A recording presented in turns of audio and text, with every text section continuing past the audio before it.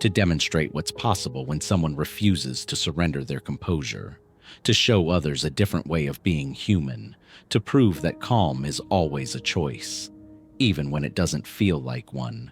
It's the quiet satisfaction of knowing you can trust yourself, that regardless of what happens, you'll respond thoughtfully rather than reactively, that you won't betray your own values under pressure, that you won't abandon your principles when they're tested, that you'll remain who you are regardless of who others become. This self-trust is rare. Most people discover they can't rely on themselves when things get difficult. They make promises they don't keep. They hold standards they don't maintain. They become people they don't recognize. But when you consistently choose calm over chaos, you build an unshakable relationship with yourself. You become someone you respect, someone you're proud to be, someone you'd choose to spend time with even if you weren't stuck with yourself. This internal alignment creates external magnetism. People are drawn to those who seem comfortable in their own skin, who appear unshaken by circumstances, who radiate quiet confidence. They may not understand what creates this attraction, but they feel it. And in a world full of panicked, reactive, emotionally volatile people, your steady presence becomes increasingly valuable. So the next time chaos erupts around you, remember this. Your calm is not just a personal asset, it's a gift to everyone around you. A reminder that peace is possible even in turbulence, that someone can remain human even when humanity seems lost, that stability exists even when everything feels unstable. Be that someone. Stay calm when others panic, not because you don't care, but because you care enough to remain useful. Not because you don't feel, but because you choose which feelings to follow. Not because you're superior, but because you're prepared. The world needs more people who can think when others can't, who can see when others are blinded by emotion, who can lead when others are too frightened to follow. This is your opportunity. Every crisis is your opportunity, where you remain yourself regardless of what's happening around you. This is real freedom, not the absence of problems, but the presence of composure despite problems. Most people spend their lives at the mercy of events. Good events make them happy. Bad events make them miserable. Uncertain events make them anxious. You can choose differently. You can become the constant in a world of variables, the steady point around which everything else revolves. This isn't about suppressing emotion. It's about choosing which emotions serve you and which ones don't. Fear has its place. It keeps you alert to genuine threats, but panic serves no constructive purpose. It clouds judgment and wastes energy. Anger has its place. It motivates action against injustice, but rage serves no constructive purpose. It destroys relationships and creates enemies. Sadness has its place. It honors loss and promotes healing, but despair serves no constructive purpose. It paralyzes progress and prevents recovery. Learning to feel without being consumed by feeling is perhaps the most valuable skill you can develop, because emotions will always be part of human experience. But they don't have to be the dominant part. When you master this balance, you discover something remarkable. Life becomes easier. Not because challenges disappear, but because your response to challenges becomes more effective. You stop wasting energy on things you can't control. You stop creating additional problems through emotional reactions. You stop making situations worse by panicking about them. Instead, you focus that energy on solutions, on progress, on moving forward despite difficulty. This is what separates truly successful people from temporarily successful people.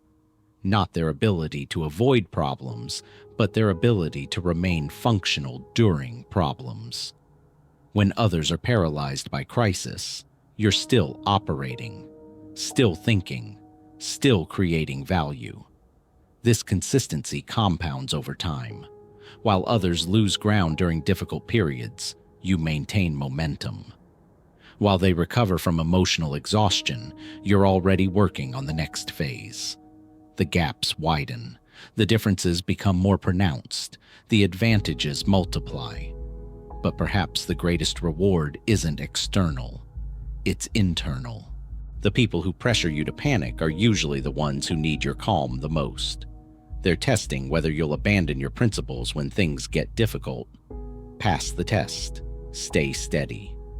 Because here's what happens when you consistently choose calm over chaos. You become someone people can depend on. Really depend on. Not just for comfort, but for guidance. Not just for reassurance, but for solutions. Not just for the moment, but for the long term. This reputation opens doors, creates opportunities, builds relationships that last decades. But more importantly, it creates the life you actually want to live.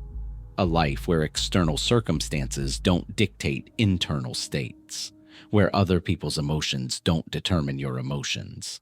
This is dangerous, because manufactured crisis never produces the same clarity as authentic challenge, and people who depend on chaos for identity eventually become agents of chaos themselves. True mastery isn't about thriving in crisis. It's about preventing unnecessary crisis while being prepared for inevitable crisis. It's about creating stability rather than depending on instability. Some people will resent your calmness. They'll interpret your composure as indifference, your clear thinking as coldness, your emotional control as lack of emotion. They'll pressure you to join their panic. They'll question your commitment. They'll suggest you don't care enough. This pressure is intense because humans are social creatures. We're designed to sync with the emotional states of our group. Resisting this synchronization feels like fighting gravity. Every instinct tells you to match their energy, to prove you're part of the team by sharing their distress. But this is exactly when your calmness is most needed and most powerful. When everyone else is swimming downstream, your ability to swim upstream becomes invaluable. The specific method matters less than the consistency. Your mind needs to know that no matter what happens externally, there are certain internal constants it can rely on. But systems alone aren't enough. You also need philosophy, a framework for understanding crisis that keeps you anchored when emotions run high. Here's a useful framework. Every crisis contains information. Your job isn't to stop the crisis, it's to extract the information. What is this situation teaching you about people, about systems, about yourself? What patterns are being revealed that were previously hidden? What assumptions are being challenged that needed to be challenged? When you approach crisis as education rather than catastrophe, your entire emotional relationship to it changes. You become curious rather than fearful, observant rather than reactive. This shift is visible to others. While they're drowning in emotion, you're learning from experience. While they're focused on problems, you're identifying solutions. But perhaps the most powerful aspect of staying calm during panic is what it reveals about human nature, both others and your own. You discover who people really are when they're stressed. You see past their social masks. You understand their true priorities, their real values, their actual character. This knowledge is invaluable, because when the crisis passes, and it always passes, you know who you can truly count on, and who you cannot. You also learn about yourself, about your capacity for self-control, about your ability to think under pressure, about your own hidden strengths. Each crisis you navigate calmly builds confidence. Not the shallow confidence that comes from success, but the deep confidence that comes from knowing you can handle whatever life presents. This confidence is unshakable because it's not based on external circumstances. It's based on internal capability. But there's a warning here. a trap that catches many people who develop this skill. You might start to crave crisis, to seek out chaos because it's the only time you feel truly alive, truly powerful, truly yourself. You become magnetic. Panicked people instinctively seek out calm people. They want to be near your stability. They want your reassurance. They want your guidance. This gives you influence, real influence, the kind that can't be bought or borrowed. People who maintain composure during crisis naturally become leaders, not because they sought leadership, but because leadership sought them. But this influence comes with responsibility and temptation. When people are panicked, they become suggestible. Their critical thinking is impaired. They're looking for someone to tell them what to do, what to think, what to believe. You could exploit this. Many people do. They use others' panic to advance their own agenda. They create dependency. They manipulate outcomes. This is the dark side of crisis leadership, the abuse of others' vulnerability. But true power doesn't come from exploiting weakness. It comes from elevating strength. When you remain calm, you can help others find their calm. When you think clearly, you can help others see clearly.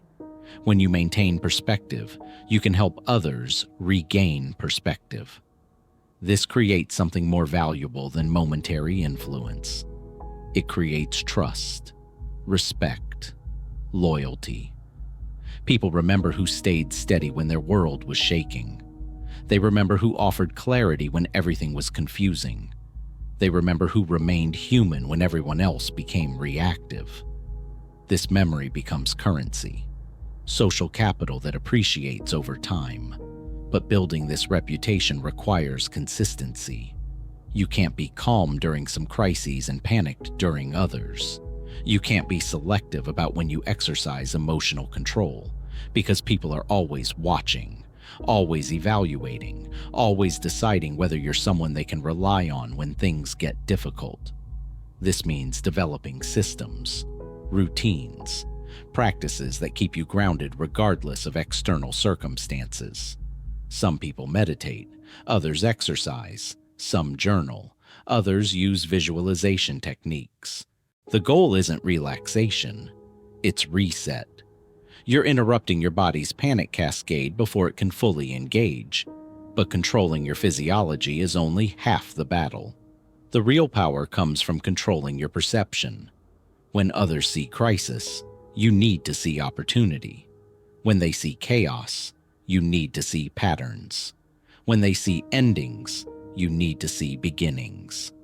This isn't positive thinking, it's strategic reframing. Consider a simple example. Your company announces layoffs. Your colleagues immediately begin panicking. They're updating their resumes. They're making frantic phone calls.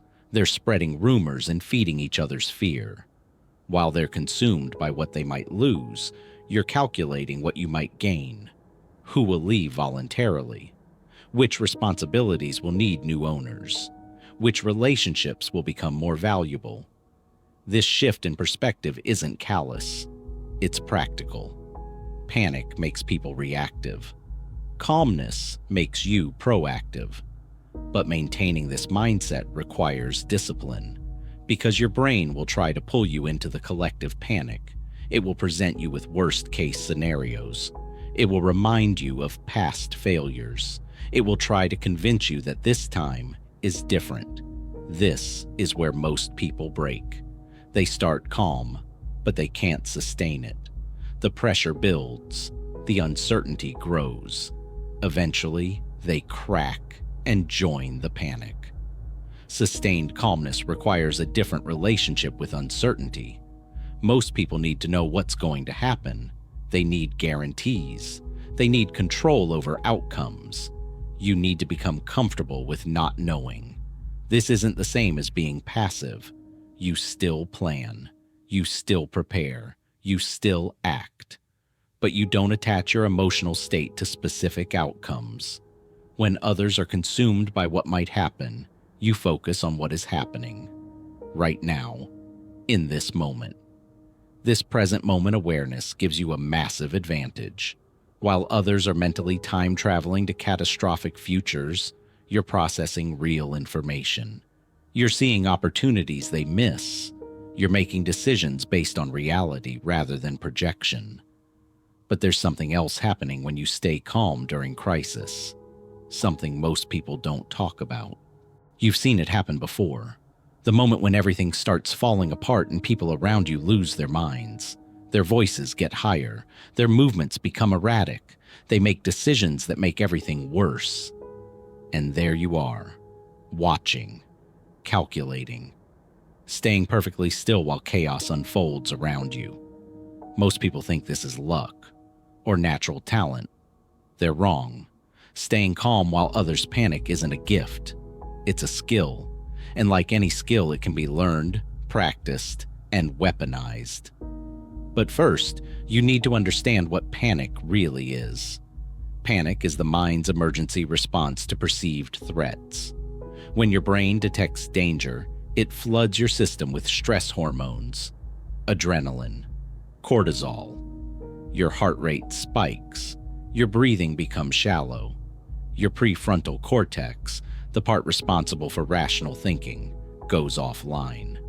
This is why panicked people make terrible decisions. They're literally not thinking with their full brain. But here's what most people don't realize.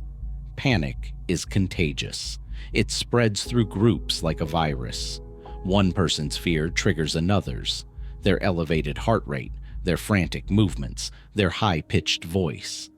All of these signals tell your primitive brain that danger is near. Your body wants to join the panic. It's hardwired to do so. Fighting this requires something most people don't have: self-awareness and control. The first step is recognizing your body's early warning signs. Before the full panic response kicks in, your body sends signals. Your jaw might tense. Your shoulders might rise. Your breathing might quicken just slightly. These are your moments of opportunity, because once the hormones flood your system, rational control becomes nearly impossible. When you feel those first signals, you have a choice. Most people ignore them. They let the wave build until it crashes over them. But you can intercept it. Start with your breathing, not the deep breathing exercises they teach in yoga classes. Something simpler, more controlled. Inhale for 4 counts. Hold for 2. Exhale for 6. Do this once, maybe twice. No more.